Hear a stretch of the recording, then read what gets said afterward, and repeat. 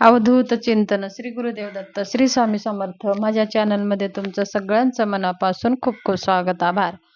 चला तर मग आज आपला विषय आहे श्रावण चौथा सोमवार आणि त्या दिवशीच आलेली आहे गोकुळाष्टमी. आता आपण गोकुळाष्टमीचं व्रत करत असाल आणि सोमवार पण करत असाल तर आता कोणता उपास आपलं घडणार आहे ते सगळं सविस्तर आज या व्हिडिओमध्ये जाणून घेणार आहोत.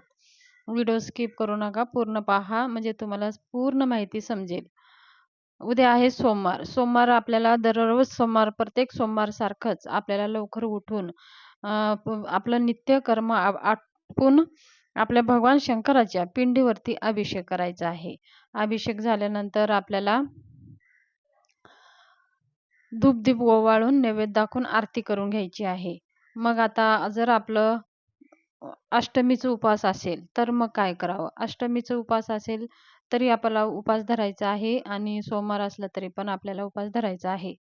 तर आता समजा आता तुम्ही अष्टमी पण करता आणि उपवास पण करता म्हणजे सोमवार पण आहे. तर आता सोमवारचा उपवास कसं सोडणार? आपण जर सोमवारचा उपवास नाही सोडलं तर मग आपल्या अष्टमीचा उपवास घडतं आणि सोमवारचा उपवास घडत नाही. मग आपल्याला काय करायचं आहे?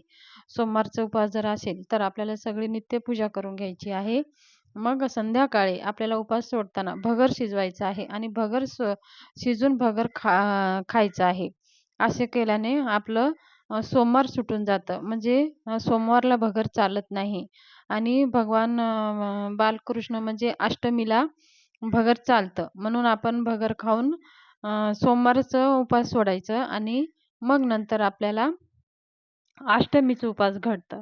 अशा प्रकारे आपल्याला सोमवार सोडायचं असतं. भगर खाऊन सोमवार सोडायचं आणि भगर हे कृष्णाच्या उपवासाला चालतं. एकादशीला वगैरे बघा आपण भगरच खात असतो. म्हणून आपल्याला दोन्ही उपवासाचं पुण्य प्राप्त करण्यासाठी संध्याकाळी भगर शिजून आपल्याला उपवास सोडवायचा आहे. आणि मग आता भगवान शंकराच्या पिंडीवर आपल्याला रुद्राभिषेक करायचा आहे. बघा रुद्राभिषेक कसे करावे, कोणकोणते मंत्र म्हणावे हे सगळं तुम्हाला सांगितलेलंच आहे. आपल्याला भगवान शंकराची पिंड जर असेल आणि रुद्रयंत्र पण असेल तरी ते एका ताम्हणामध्ये घ्यायचं आहे आणि त्या ताम्हणामध्ये आपल्याकडे जर गळती असेल तर गळती लावून अभिषेक करायचा आहे. गळती नसेल तर मग आपण पळी पेल्यानेच टाकून आपल्याला अभिषेक करायचा आहे. जर तुम्हाला रुद्र म्हणता येत नसेल, तुम्हाला रुद्र वाचायला अवघड जात असेल तर ओम नमो ओम नमः शिवाय, ओम नमः शिवाय ह्या मंत्रानं आपल्याला अभिषेक करायचा आहे.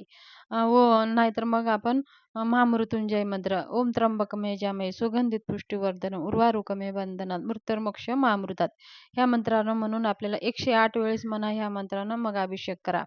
मग अभिषेक झाल्यानंतर स्वच्छ पिंडीला पुसून घ्यायचं आहे आणि एका पाटावरती पांढरा कपडा अंथरायचा आहे. त्याच्यावरती थोडीशी तांदळाची रास ठेवायची आहे.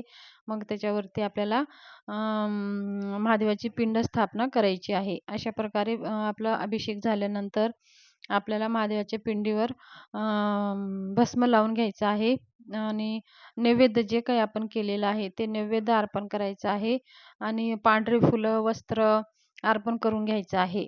आणि जर तुम्हाला 108 बेल तुमच्याकडे जर असेल तर 108 वेळेस नामावली 108 नामावली म्हणून आपल्याला शंकराच्या पिंडीवर बेल अर्पण करायचं आहे.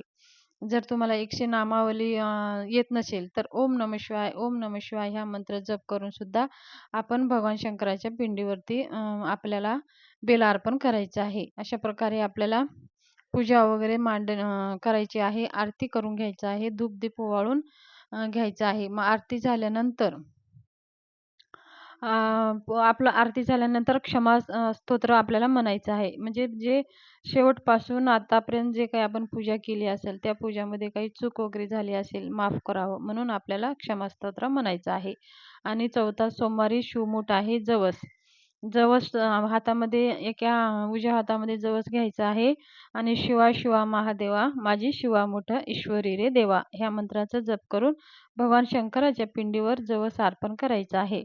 मग आपलं 4 सोमवार असे होतात. मग 5व्या सोमवारी शिवमुठ असते सत्तू. मग ते आपल्याला कसं करायचं ते मी पुढच्या व्हिडिओमध्ये सांगणारच आहे. अशा प्रकारे आपल्याला भगवान शंकराची पूजा करून घ्यायची आहे. मग आपलं पूजा करून जर महादेवा मंदिरात जाऊन भगवान शंकराचा अभिषेक तुम्ही करून येऊ शकता. आता आहे आपलं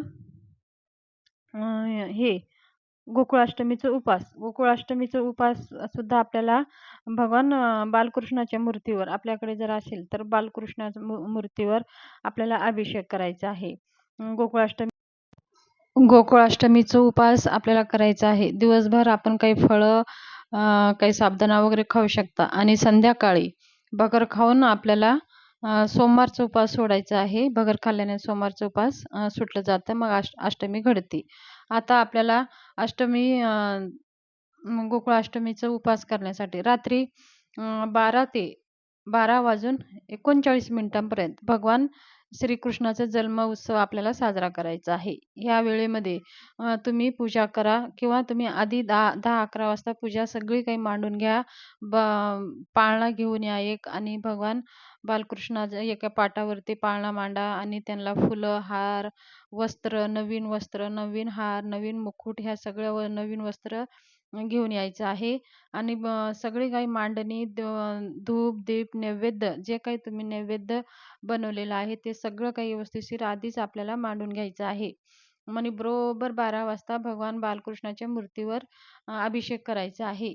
श्रीसूक्त, सुक्त म्हणून करा किंवा तुम्हाला येत नसेल तर ओम नमो भगवते वासुदेवाय नमः म्हणा किंवा ओम कृष्णाय नमः या मंत्रानं म्हणून आपल्याला पाणी, दूध, दही, मग नंतर पाणी, स्वच्छ पाणी किंवा पंचामृत अशा प्रकारे आपल्याला अर्पण करून अभिषेक करून घ्यायचा आहे. अभिषेक झाल्यावर स्वच्छ मूर्ती पुसून घ्यायचा आहे. भगवंताला अत्तर लावायचं आहे, धूप-दीप आणि अष्टगंध लावायचा आहे. वस्त्र अर्पण करायचे आहेत, नवीन वस्त्र अर्पण करायचे आहे. धूप-धूप लावून घ्यायचा आहे, तुपाचा दिवा लावून घ्यायचा आहे आणि पाळण्यामध्ये बालकृष्णाला स्थापना करायचं आहे. बरोबर 39 मिनिटं झाले की मग आपलं पाळणं हलवायचं आहे. भगवान श्रीकृष्णाचं पाळणं हलवायचं आहे. 12 ते 39 मिनिटापर्यंत ही सगळी सेवा आपल्याला करून घ्यायची आहे.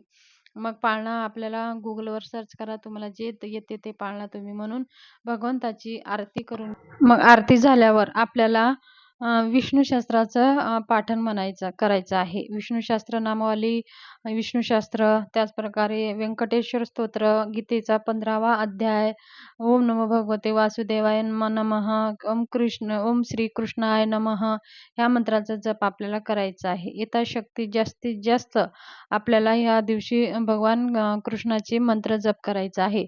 जर तुम्ही 11 वेळेस विष्णू सहस्त्राचा पाठ जर कराल तर बघा तुमच्या जीवनामध्ये कधीही दारिद्र्यता राहणार नाही आणि आपल्या घरामधली सगळी दारिद्र्य नष्ट होईल. लक्ष्मी माता अखंड घरामध्ये वास करेल.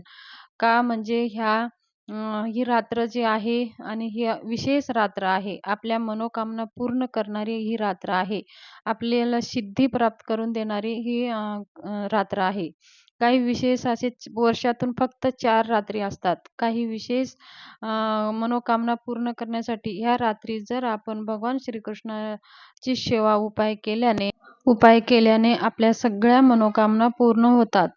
बघा भगवान श्रीकृष्णाचा जन्म होतो व ह्या वेळेस ब्रह्मांडामध्ये आणि पृथ्वीवर सुद्धा एक सकारात्मक ऊर्जाचं वास्तव होत असते. आपल्या आजूबाजूने पूर्ण ब्रह्मांडामध्ये एक पॉझिटिव्ह ऊर्जा निर्माण होत असते. म्हणून काही विशेष दिवशी विशेष सेवा केल्याने त्याचे विशेष फळ आपल्याला प्राप्त होतात. म्हणून काही विशेष दिवशी ह्या तुम्ही सेवा करा. बघा तुम्हाला दारिद्र्य तुमच्या जीवनातून कायमचं निघून जाईल. 11 वेळेस तुम्ही विष्णू सहस्त्रनामाचं पाठ करून पहा. आपल्याला 12:30 वाजून तर आपल्याला 1-2 वाजेपर्यंत तुम्ही ही सेवा करून बघा. तुमच्या जीवनामध्ये खूप लक्ष्मी धनाविषयी काही समस्या असेल तर त्या सगळ्या समस्या नाहीशा होतात आणि भगवान श्रीकृष्णाच्या कृपे आशीर्वादाने माता लक्ष्मी आपल्या घरामध्ये अखंड वास करते. त्याचबरोबर तुम्हाला जर समजा काही सेवा करायला जमत नसेल, काही विष्णू सहस्त्र वाचायला जमत नसेल तर तुम्ही एक असं दीपदान सुद्धा करू शकता. एक तुपाचा दिवा घ्यायचा आहे. मातीचं घ्या किंवा तुम्ही पिठाचं घ्या. एक दिवा घ्यायचा आहे. 1 वातीच्या अशा 2 वाती करायच्या आहेत आणि त्या दिव्यामध्ये घालायचं आहे तो दिवा आपल्या दोन्ही हातामध्ये घ्यायचा आहे आणि भगवंतासमोर बसायचं आहे. बालकृष्ण भगवंतासमोर बसायचं आहे आणि आपल्या सगळ्या काही मनातली इच्छा सांगायचं आहे आणि ते दिवा तिथं लावून द्यायचा.